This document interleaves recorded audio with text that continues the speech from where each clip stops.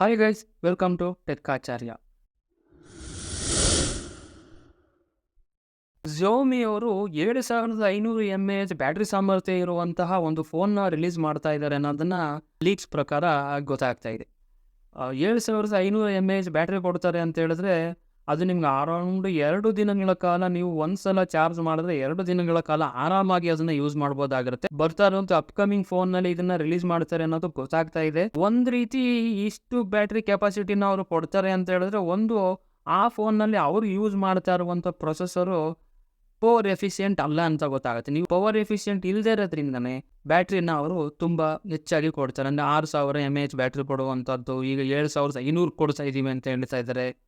Likely to be ಅವ್ರೇನಾದ್ರೂ phone processor power efficient ಆಗಿದ್ದು 7500 ಇತ್ತು ಅಂತೇಳಿ ನಾನು ಹೇಳ್ದಂಗೆ ನಿಮಗೆ 2 ರಿಂದ 3 ದಿನಗಳ ಕಾಲ ಖಂಡಿತವಾಗಿ ಬ್ಯಾಕಪ್ ಕೊಡುತ್ತೆ.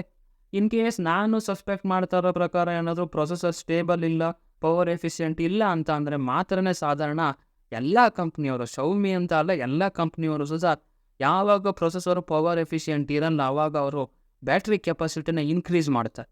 ಸೊ ಗೈಸ್, ನೀವು ಇನ್ನೂ ನಮ್ಮ ಚಾನಲ್ನ ಸಬ್ಸ್ಕ್ರೈಬ್ ಮಾಡಿಲ್ಲ ಅಂತ ಹೇಳಿದ್ರೆ ದಯವಿಟ್ಟು ಸಬ್ಸ್ಕ್ರೈಬ್ ಆಗಿ ಹಾಗೂ ನಮ್ಮ ಮುಂದಿನ ವೀಡಿಯೋಗಳ ಅಪ್ಡೇಟ್ಸ್ಗಾಗಿ ಬೆಲ್ ಐಕನನ್ನು ಒತ್ತಿ.